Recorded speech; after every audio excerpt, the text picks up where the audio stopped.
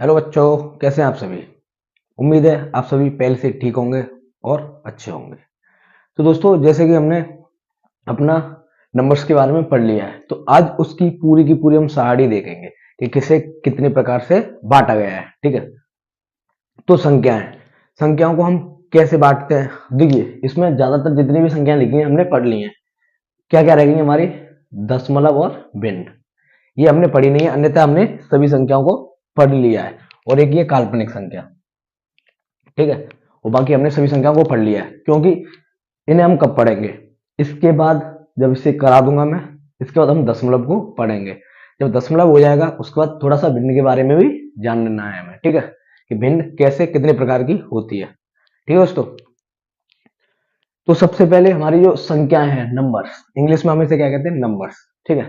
वो हमारी दो तरीके से बांटी जाती है। कितने तरीके से? दो तरीके से। भाई आप सोचिए, संख्याएं क्या क्या हो सकती हैं। एक वो संख्याएं जिन्हें हम पढ़ते हैं वास्तव में। ठीक है।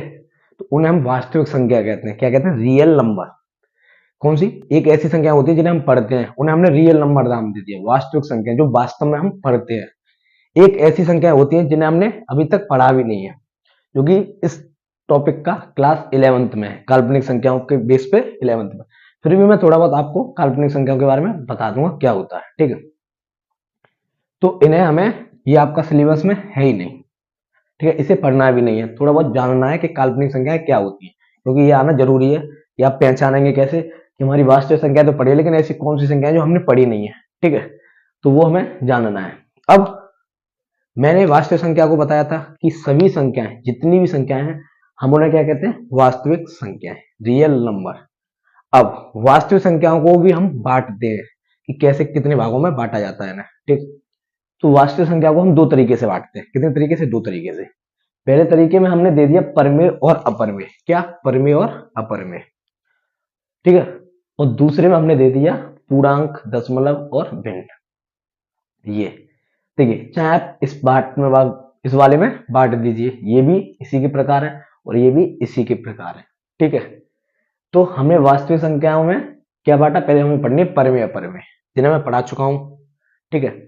तो वास्तविक संख्या हमारी कितने प्रकार की होती है? तो अगर आपने इनमें बांटा तो ठीक है, कौन कौन सी? परमेय और अपरमेय। कौन कौन सी? परमेय और अपरमेय। मैंने परमेय संख्याओं को बताया था। ठीक है, क्या होती है हमारी? वे संख्याएं जो पी अपॉन क्यू के रूप में लिखी जा सकती हैं, उन्हें हम क्या कहते हैं? परमेय संख्या, रेशनल नंबर। इन्हें हम क्या करते हैं? पी अपॉन क्यू के रूप में लिखते हैं। ठीक है, इतना आपने पढ़ा होगा। ठीक है। अब अपरमेय संख्याएं क्या होती हैं? वे संख्याएं जो पी अपॉन क्यू के रूप में नहीं लिखी जाती, उन्हें हम अपरमेय संख्या कहते हैं। क्या कहते हैं? Irrational number. ठीक है। अब देखिए दोस्तों, तो ये संख्याएं हैं। ठीक है, ये क्वेश्चन आता है कि इन दोनों को अगर हम जोड़ दें, क्या करते हैं? इन दोनों का अगर हम प्लस कर दें, कि परमेय संख्या और अपरमेय संख्या को अगर हम जोड़ दें, तो हमारा क्या आता है? बराबर में वास्तविक संख्या। क्या आता है? वास्तविक संख्या। ठीक है। तो आपको ये पता होना चाहिए कि परमेय प्लस अपरमेय बराबर वास्तविक संख्या। ठीक है, क्योंकि भाई इसी के पार्ट है ना, भाई इसी का भाग है। तो इन दोनों को जोड़ देंगे तो ये इसके अंदर आएगा। ठीक है, किसके अंदर आएगा? इसके अंदर। अब ये समझ आ गया आपको। अब हमें क्या पढ़ना है? ये मैंने दूसरे तरीके से इस प्रकार भी बांट सकते हैं कि पूर्णांक, दशमलव और भिन्न, इन तीन भागों में भी हम बांट सकते हैं। ठीक है, क्योंकि ये सभी संख्याएं इनमें भी आती हैं। अब परमेय वाली संख्या हमारी इसमें आ गई, भिन्न में। भाई पी अपॉन क्यू के रूप में जो होंगी वो भिन्न में आ गई। दशमलव वाली को भी हम बांटते हैं, उसकी भी मैं बताऊंगा। ठीक है, कुछ दशमलव में कुछ ऐसी संख्या होती है जिन्हें हम पी बट्टे क्यू के रूप में लिख सकते हैं, और कुछ ऐसी होती है जिसे हम पी बट्टे क्यू के रूप में नहीं लिख सकते। ठीक है। तो हमने तीन तरीके से बांटा, पूर्णांक, दशमलव और भिन्न। ठीक है, मैंने पूर्णांक को आपको अच्छी तरह से पढ़ा दिया है। पूर्णांक क्या होता है, कितने भागों में हमने बांटा था। तो मैंने पूर्णांक के बारे में क्या बताया था कि वे संख्या जिन्हें हम संख्या रेखा पर दर्शाते हैं। क्या करते हैं? संख्या रेखा पर लिखते हैं या दर्शाते हैं। ठीक है। तो मैंने जब संख्या रेखा बताई थी, ठीक है, तो संख्या रेखा पे मैंने तीन संख्याएं आई थी, एक प्लस की, एक माइनस की और एक जीरो। ये जितनी अभी तक क्लास कराई है उसका पूरे का निचोड़ है। ठीक है, क्या है? निचोड़। एक बार में, भाई पूरा जितना पढ़ा है आपने एक बार में है ये। ठीक है। तो पूर्णांक को हम तीन तरीके से बांटते हैं, एक क्या वो ऋणात्मक संख्या, ऋणात्मक पूर्णांक, और एक शून्य, और एक धनात्मक पूर्णांक। ठीक है। अब जो धनात्मक पूर्णांक होते हैं, धनात्मक पूर्णांक जो होते हैं उन्हें हम प्राकृतिक संख्याएं भी कहते हैं। क्या कहते हैं? प्राकृतिक संख्या। क्योंकि धनात्मक पूर्णांक हमारी एक, दो, तीन, भाई यही होती है ना, एक, दो, तीन, चार, पांच, डॉट डॉट डॉट इनफाइनाइट। आज थोड़ी आवाज कम है क्योंकि मेरी तबीयत थोड़ी खराब है इसलिए। ठीक है। तो ये प्राकृतिक संख्याओं को भी हम क्या कहते हैं? धनात्मक पूर्णांक। तो एक नाम ध्यान रखना हमेशा कि धनात्मक पूर्णांक को हम क्या कहते हैं? प्राकृतिक संख्या। ठीक है। तो पहले प्राकृतिक संख्या को ही पढ़ते हैं हम। ठीक है। जो ये प्राकृतिक संख्याएं हैं उन्हें हम दो भागों में बांट दिया मैंने। किसमें? दो भागों में। भाई आपने भाज्य और अभाज्य दोनों को पढ़ा है, भाज्य और अभाज्य दोनों को पढ़ा है।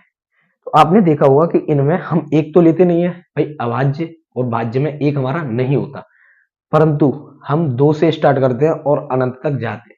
वो सभी संख्या कैसी होती है? हमारी प्लस की, उनमें कोई माइनस की आती नहीं है हमारी, ना ही जीरो आती है। इसीलिए हमने इन्हें प्राकृतिक संख्याओं का पार्ट में बांट दिया, उसके हमने भाग में बांट दिया। कितने भाग में बांट दिया? दो भागों में, कि अभाज्य संख्याएं और भाज्य संख्याएं। तो ये होती है हमारी प्राकृतिक संख्याएं। ठीक है। अब अगर मैं धनात्मक पूर्णांक में, भाई जो प्राकृतिक संख्याएं होती हैं, भाई जब मैंने ये पढ़ाया था पूर्ण संख्याएं, तो उनमें मैंने बताया था जो जीरो से स्टार्ट हो और प्लस एक, दो, तीन, चार ये जाए हमारी संख्याएं, जो जीरो से स्टार्ट हो और अनंत तक जाए, उन्हें हम पूर्ण संख्या कहते हैं। क्या कहते हैं? पूर्ण संख्या। तो इस जीरो को, इस प्राकृतिक संख्या क्या होती है हमारी? एक, दो, तीन, चार। भाई धनात्मक पूर्णांक क्या होता है? प्लस एक, प्लस दो, प्लस तीन, यही तो होता है। तो अगर मैं उनमें जीरो को शामिल कर दूं या जोड़ दूं तो हमारी क्या हो जाती है? वो पूर्ण संख्याएं। ये मैंने जब पूर्ण संख्याएं बताई थी तब इसे समझाया था। ठीक है, समझाया था। वो थोड़ा आपको भी सेंस लगा के चलना है कि हम क्या कैसे करना है, इसीलिए मैंने इसे पूरे को लिख दिया है एक ही बार में, ताकि आपको अच्छे से समझ आ सके। वैसे तो आपको देखने में समझ नहीं आ रहा हो, लेकिन मैं खुद हूं ना, मैं समझा रहा हूं आपको, आप समझिए। नहीं आए तो आपको मुझे बताना है कमेंट में। अगर समझ आ रहा है तो आपको चैनल को सब्सक्राइब करना है, ताकि नोटिफिकेशन आप पे सबसे पहले आ सके। ठीक है। तो ये पूर्ण संख्या हुई। अब आप देख रहे होंगे कि जो हमारी सम है और विषम है वो कहाँ है? हमारी सम और विषम क्या है? ठीक है। तो देखिए, सम को मैंने काफी प्रकार से बताया था। सम प्राकृतिक संख्या, सम सॉरी विषम प्राकृतिक संख्या ये भी बताई थी। सम पूर्ण संख्याएं, ठीक है, विषम पूर्ण संख्याएं ये भी बताई थी। और एक पूर्णांक, ठीक है, पूर्णांक, सम पूर्णांक संख्या और विषम पूर्णांक संख्या। ठीक है। तो जब आप आगे चल के कॉम्पिटिटिव एग्जाम की तैयारी करोगे तो आपको हमेशा देखिएगा कि जो हमारे पूर्णांक हैं उन्हें हमने दो भागों में बांट दिया है। किसमें? दो भागों में। एक सम संख्या और विषम संख्या। किसमें बांटा? सम संख्या और विषम संख्या। ठीक है। इसे हम क्या कहते हैं? इवन नंबर, इवन नंबर, और इसे हम ऑड नंबर। ठीक है। नंबर को हम कभी कभी एन ओ से भी लिख देते हैं। ठीक है। नंबर्स जो होता है इसे हम, जो पूरी स्पेलिंग है इसे हम एन ओ से भी लिख सकते हैं। ठीक है ना। तो हम पूर्णांक को, भाई जिस प्रकार मैंने वास्तविक संख्याओं को दो तरीके से बांटा, एक इस वाले तरीके में, एक इस वाले तरीके में, ऐसी पूर्णांक को भी हम दो तरीके से बांट सकते हैं। एक इस वाले तरीके में जिसमें आपने देखा कि इसमें प्राकृतिक संख्याएं भी निकली, हमारी पूर्ण संख्याएं भी निकली, और एक हम इस तरीके से बांट सकते हैं सम और विषम में। ठीक है। तो ये था हमारा पूर्णांक।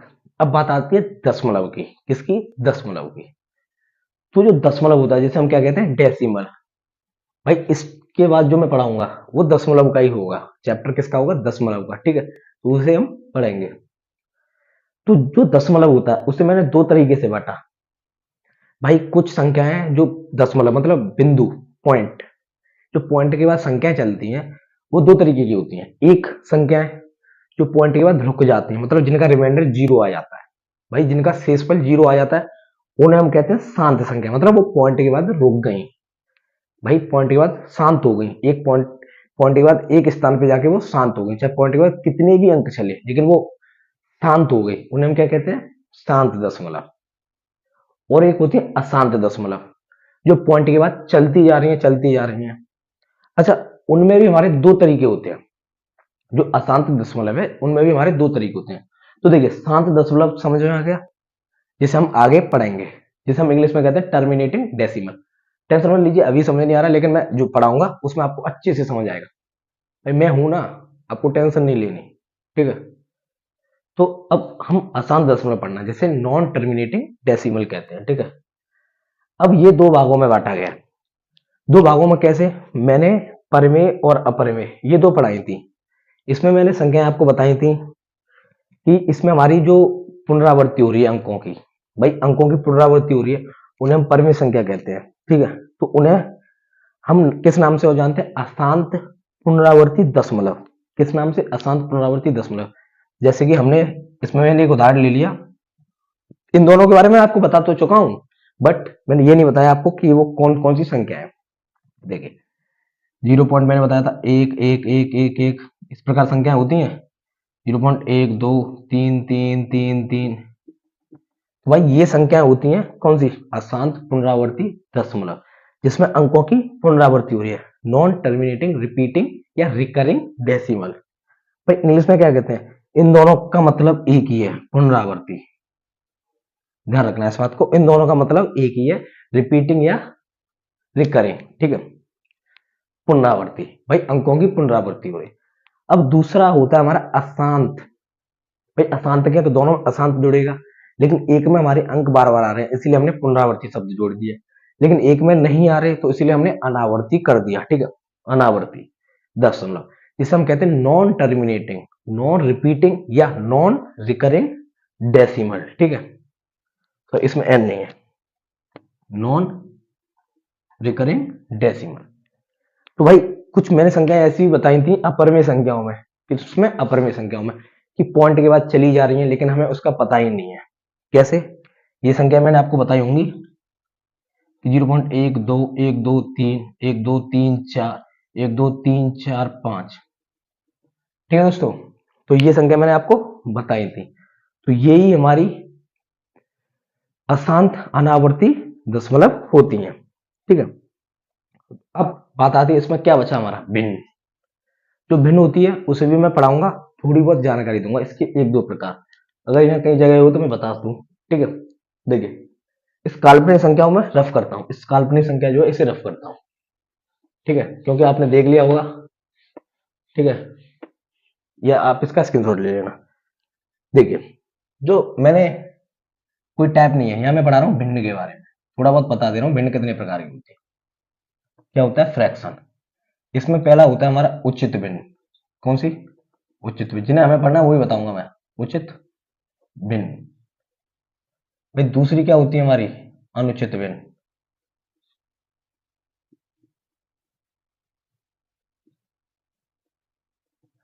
और हमें तीसरी पढ़नी है इसमें मिश्रित भिन्न। मिश्रित भिन्न, ठीक है। इसे हम कहते हैं प्रॉपर फ्रैक्शन, प्रॉपर फ्रैक्शन। इसे हम कहते हैं इम्प्रॉपर फ्रैक्शन, इम्प्रॉपर फ्रैक्शन, ठीक है। और इसे हम कहते हैं मिक्स्ड फ्रैक्शन। क्या कहते हैं? Mixed fraction. तो भिन्नों में हमें ये तीन प्रकार पढ़ने हैं, ठीक है। ज्यादा नहीं, कुछ नहीं, 10-15 मिनट में मैं आपको समझा दूंगा, ठीक है। अगर अच्छे से अगर मैं समझाऊंगा तो एक पूरी क्लास भी लग सकती है, क्योंकि मेरे समझाने का तरीका अलग है। जब मैं समझाता हूँ तो पूरा डिटेल में समझाता हूँ, क्योंकि आपका जो ये क्लास 9 यही बेस है, जिससे आप आगे चल के, अगर आपने अभी बेस बना लिया तो आपको आगे 100 में से 100, 100 में से 100 लाने से कोई नहीं रोक सकता। किसमें? मैथ में। इसकी गारंटी मैं देता हूँ आपको, अच्छे से पढ़ना है, ठीक है। तो ये हमारी भिन्न हो गई, ठीक है। टेंशन मत लीजिए, अगर हो सका तो मैं पूरा डिटेल में पढ़ाऊंगा इन तीनों को ही पूरा डिटेल में, ठीक है। कुछ और होती है समहर भिन्न, जिसे हमें नहीं पढ़ना, ठीक है। जो जरूरी है वही पढ़ रहे हैं, ठीक है। तो ये होती है हमारी संख्याओं की सारणी। जितनी भी आपने अभी तक पढ़ी है उन सब का क्या है? इतनी जो आपने पढ़ी थी उन सब का निचोड़, भाई एक बार फिर से रिपीट कर रहा हूं, संख्याओं को हमने कितने भागों में बांटा? दो भागों में, एक वास्तविक संख्या और एक और थी हमारी क्या, काल्पनिक संख्याएं। क्या थी? काल्पनिक संख्याएं। ठीक है।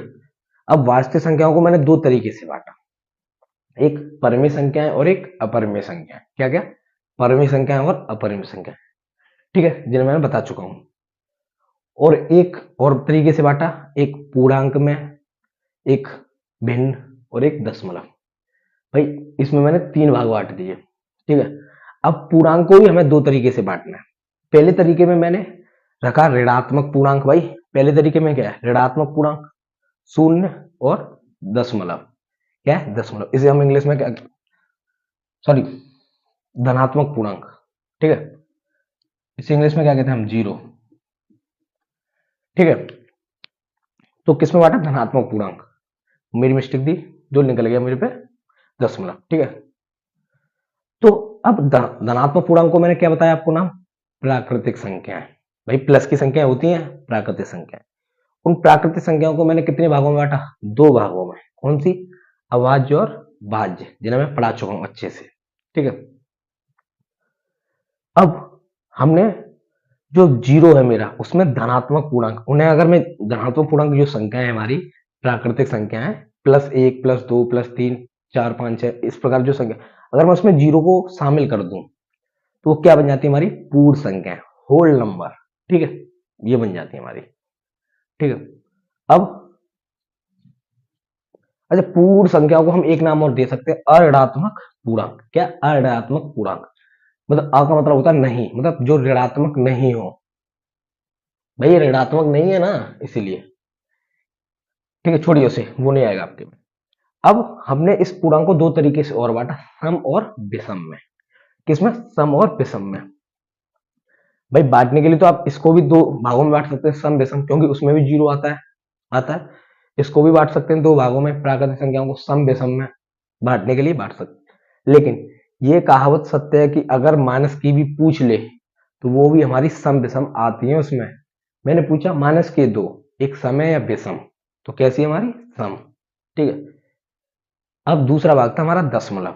उस दशमलव को भी मैंने दो भागों में बांटा। कितने भागों में? दो भाग, एक शांत दशमलव और एक अशांत दशमलव। अशांत दशमलव। अब अशांत दशमलव को भी हमने दो भागों में बांटा, एक अशांत पुनरावर्ती दशमलव और एक अशांत अनावर्ती दशमलव। ठीक है। फिर भिन्न को पढ़ा हमने। भिन्न को कितने भागों में बांटा? मैंने तीन भागों में। हालांकि होती भिन्न काफी प्रकार की है, लेकिन मैंने इसीलिए नाम नहीं दिए, एक नंबर, दो नंबर, तीन नंबर नहीं दिए। हमें तीन ही पढ़नी है सिर्फ। कितनी पढ़नी है? तीन। कौन सी? उचित भिन्न, प्रॉपर फ्रैक्शन, अनुचित भिन्न, इनप्रॉपर फ्रैक्शन, और मिश्रित भिन्न, मिक्स्ड फ्रैक्शन। ठीक है। तो ये था हमारा संख्याओं का पूरा निचोड़। ठीक है। अब एक चीज और पढ़ते हैं हम कि कौन सी संख्या किसके अंदर आती है। आपको अगर मैं यहां से पूछूं कि प्रत्येक, इससे क्वेश्चन बन सकता है। ठीक है, बनते हैं, बन नहीं सकता, बनते हैं, जो आपकी एक्सरसाइज 1.1 में है। मैंने पूछा प्रत्येक अभाज्य संख्या क्या हमारी प्राकृतिक संख्या होगी? भाई प्रत्येक अभाज्य संख्या क्या होगी? हमारी प्राकृतिक संख्या। चलो मैं अच्छे से समझाता हूँ। ठीक है, इसको आपको स्क्रीनशॉट लेना है, अच्छे से उतारना है, पूरी क्लास को अच्छे से उतारना है, क्योंकि बहुत ही इंपॉर्टेंट है। जो मैं आगे पढ़ाऊंगा उसके लिए बहुत ही ज्यादा इंपॉर्टेंट है। ठीक है। अब हम सीखते हैं, पहले एक अच्छा सा उदाहरण दूंगा, उसके बाद सीखते हैं। ठीक है, पहले से नोट कीजिए। भाई अब हमें क्या पढ़ना है वो अभी मैं आपको बताता हूं। सबसे पहले हमें ध्यान देना है, ध्यान से देखिए। ये क्या है हमारा? भारत। भाई क्या है? भारत। ये भारत है। भारत के अंदर मैंने ले लिया क्या? उत्तर प्रदेश। जो मैं हूं उत्तर प्रदेश का, मैं अपनी लेके चल रहा हूं, आप सबको अपनी अपनी लेनी है। ठीक है, उत्तर प्रदेश। भाई ये क्या है हमारा? इंडिया। ये क्या हमारा? यूपी। ठीक है। अब इस उत्तर प्रदेश में मैं किस जगह से बिलोंग करता हूं? हाथरस जिला। ठीक है, किससे? हाथरस जिला से। मैंने नाम दे दिया इसको, सॉरी, हाथरस।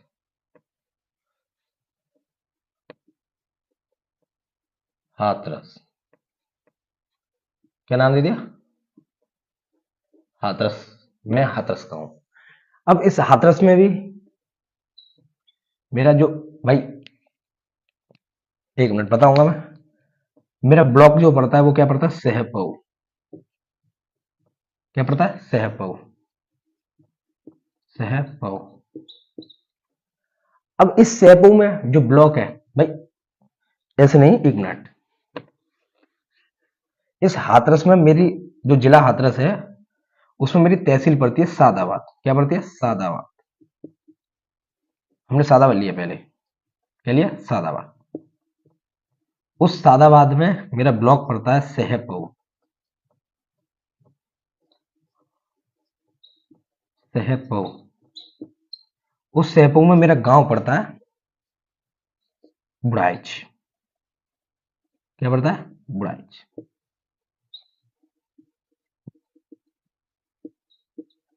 ठीक है, ये है एक आपके पास सारडी।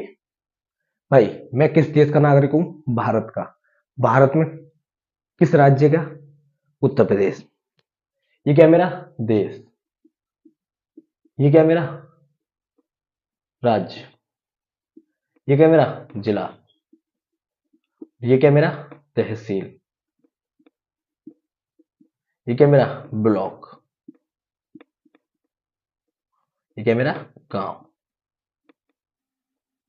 भाई अपने ऊपर लेके चल रहा हूं, आप सभी को भी अपने ऊपर ही लेना है, ठीक है, मेरे ऊपर नहीं, आपको अपने ऊपर लेना है, क्योंकि आपको अपने ऊपर लोगे तब समझ आएगा, ठीक है। जिस प्रकार मैंने समझा ऐसे ही आपको समझा रहा हूं, मैंने भी इसी प्रकार समझा था, ठीक है। तो देखिए, मैं कह रहा हूं कि जो आपका जिला है वो भारत के अंदर पड़ता है, या मेरा एक क्वेश्चन है कि जो भारत है वो आपके जिला के अंदर पड़ता है। तो मेरा भाई आपका सवाल होगा कि जो जिला है मेरा वो भारत के अंदर पड़ता है। भाई भारत के अंदर पड़ता है, लेकिन जो भारत है वो इस जिले के अंदर नहीं पड़ता। जो भारत है वो इस जिले के अंदर नहीं पड़ता। ये क्यों समझा रहा हूं वो मैं आपको बताऊंगा अच्छे से, ठीक है। अब मेरा क्वेश्चन है कि क्या मेरी तहसील ब्लॉक के अंदर पड़ेगी। भाई तहसील ब्लॉक के अंदर पड़ेगी, नहीं पड़ेगी। क्योंकि नहीं पड़ेगी भाई, क्योंकि जो ब्लॉक है, भाई जो ब्लॉक है वो तहसील के अंदर है।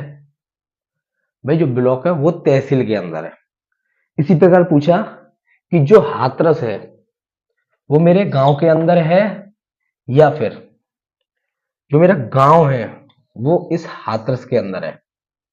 ध्यान से समझना, बहुत ही अच्छे से समझा रहा हूं संख्याओं के बारे में। ये मैंने अपने ऊपर लिया है, मेरा इंट्रोडक्शन। भारत का नागरिक, जिला हाथरस, राज्य कौन सा हमारा यूपी, उसमें हाथरस पड़ता है, उसका सादाबाद तहसील, ब्लॉक सेपो, गांव बुढ़ाइच, ठीक है। तो आप कहेंगे कि हाथरस जो है वो बुढ़ाइच के अंदर नहीं पड़ता, लेकिन जो बुढ़ाइच है वो हाथरस के अंदर पड़ती है। तो इन सब में आप देखेंगे कि जो भी कंपैरिजन होगा, जो भी तुलना होगी, वो आप कर लेंगे कि कौन सी चीज किसके अंदर पड़ेगी और कौन सी किसके अंदर नहीं पड़ेगी, ठीक है।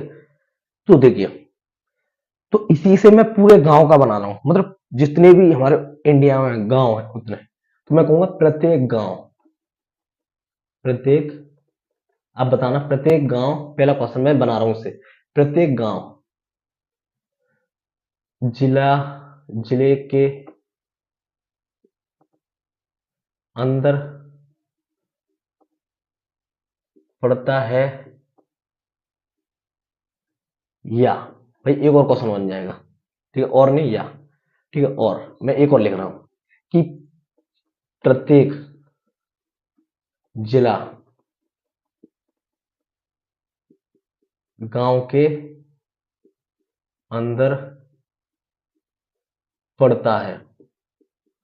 भाई ये क्वेश्चन है, ऐसी संख्याओं पर क्वेश्चन बनते हैं, इसीलिए मैं इन्हें ले रहा हूं। तो क्या है मेरा, प्रत्येक गांव जिले के अंदर पड़ता है या प्रत्येक जिला गांव के अंदर, तो आपको इनमें सही बताना है। तो हम कहेंगे कि सर जिला गांव के अंदर नहीं पड़ता। भाई जो जिला है वो गांव के अंदर पड़ता है नहीं, लेकिन जो गांव है वो जिले के अंदर पड़ता है। इसलिए हमारा ये वाला सत्य है लेकिन ये असत्य है, ये वाला सत्य है लेकिन ये असत्य है, ठीक है। दूसरा क्वेश्चन देखते हैं। मैंने पूछा प्रत्येक तहसील राज्य के अंदर है या, बस यही दो क्वेश्चन पूछूंगा मैं। प्रत्येक राज्य तहसील के अंदर होगा, तहसील के अंदर होगा। भाई हमें कहना है कि प्रत्येक तहसील राज्य के अंदर है या प्रत्येक राज्य तहसील के अंदर है। भाई राज्य तो हो गया बहुत बड़ा, उस राज्य में हमारे कितने जिले हैं, काफी जिले हैं, ठीक है। उस जिले में हमारे तहसील होते हैं। भाई देखिए राज्य के अंदर क्या है, जिला, जिले के अंदर तहसील, तो हम ये कह सकते हैं कि जो हमारा राज्य है वो तहसील के अंदर होगा, या फिर हम ये कह सकते हैं कि जो तहसील है वो राज्य के अंदर होगा। बताइए क्या कह सकते हैं। तो देखिए हम क्या कह सकते हैं कि जो तहसील है वो राज्य के अंदर होगी, लेकिन जो राज्य है वो तहसील के अंदर नहीं होगा। तो ये है संख्याओं के बारे में। अब हम पढ़ते हैं संख्याएं, इसे नोट कीजिए। मेरा नोट नहीं करना, आपको अपना नोट करना है, अपना गांव, अपना जिला, अपना राज्य, ठीक है। तो क्योंकि भाई जो जैसे मैं पढ़ा रहा हूं ऐसा आपको कोई नहीं पढ़ाएगा, ठीक है, कोई नहीं पढ़ाएगा। मैंने भी ऐसा नहीं पढ़ा था कभी, मैंने खुद के लिए तैयार किया था अपने लिए, उसे मैं आपको बांट सकूं। क्यों? क्योंकि भाई शिक्षा बहुत ही नीचे पड़ रही है हमारे देश की, लेकिन हमें शिक्षित होना है। क्योंकि जो बेस है उसे कोई मजबूत नहीं कराता। भाई जो बेस है वो कोई मजबूत नहीं कराता। मैं ये सब बता रहा हूं आपको फ्री में यूट्यूब पे, ठीक है, फ्री में यूट्यूब पे, क्योंकि मैं बांटना चाहता हूं आपसे, ठीक है। आपको बदले में क्या करना है, चैनल को सब्सक्राइब करना है, क्योंकि नोटिफिकेशन आप पे आ सके, ठीक है। तो इसे नोट कीजिए, आगे हम चलते। तो देखिए भाई एक चीज देखिए, ये जो लाइन कर रहा हूं मैं, ये जो लाइन है, इस लाइन को देखिए। पूरा बोर्ड आता है भाई, मानता हूं दीवार दिखती है, लेकिन पूरा बोर्ड मैं इसीलिए लेता हूं क्योंकि ज्यादा से ज्यादा बता सकूं। वो नहीं कि इतना इतना बोर्ड ले लिया, ठीक है, वो नहीं मुझे, ठीक है, चाहे किसी को पसंद हो या नहीं, लेकिन मैं ऐसे ही करा रहा हूं क्योंकि भाई बोर्ड पूरा आना चाहिए, क्योंकि मैं ज्यादा बता सकूं। भाई ये नहीं कि थोड़ा बताया फिर रब कर दिया, वो नहीं, ठीक है, वो सीन नहीं है। तो ये मैंने इस पूरे बॉक्स को नाम दे दिया क्या, संख्याएं। क्या दे दिया, संख्याएं। अब भाई संख्याएं, इन संख्याओं को मैंने कितने तरीके से बांटा था, दो तरीके से। कितने तरीके से, दो तरीके से। तो पीछे साड़ी उसे देखना है आपको, उसका एक डायग्राम है, ये जो मैंने संख्याओं को बताया था उसका डायग्राम है ये। तो मैंने संख्याओं को कितने भागों में बांटा था, दो, एक वास्तविक संख्या और एक काल्पनिक संख्या। तो पहले ही बता दे रहा हूं, ये होगी हमारी काल्पनिक संख्या, छोटे से मैं लिख रहा हूं काल्पनिक संख्या, एक भाग ये हो गया, ठीक है, और एक भाग हमने ये कर लिया,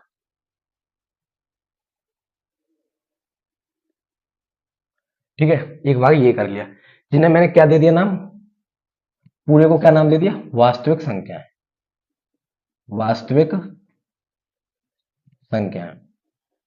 क्वेश्चन पूछूंगा आपसे, आना चाहिए, क्या नाम दे दिया, वास्तविक संख्या। अब वास्तविक संख्याओं को मैंने दो तरीके से बांटा था, कितने तरीके से, दो तरीके से। एक नाम दिया था मैंने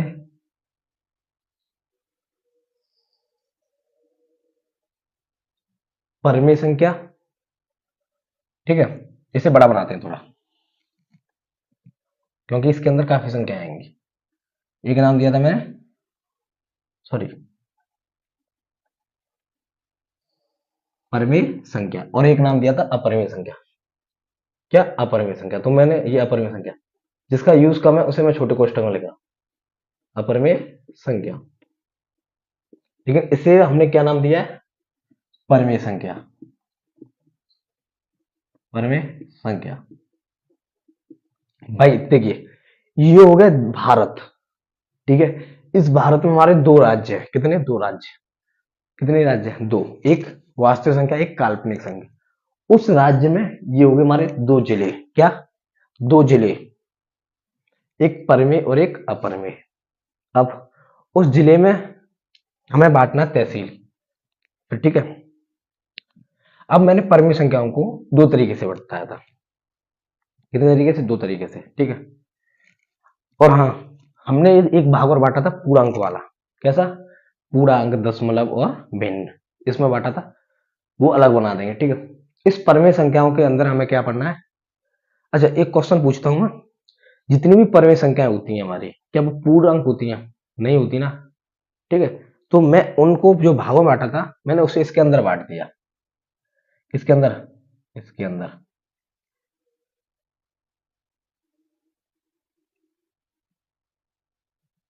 इसे नाम दे दिया पूर्णांक।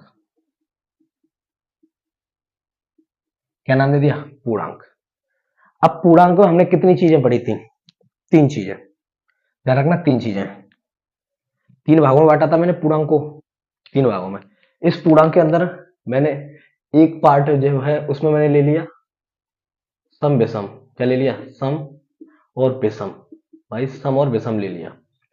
लेकिन दूसरे पार्ट में मैंने क्या किया कि ये ले लिया मैंने,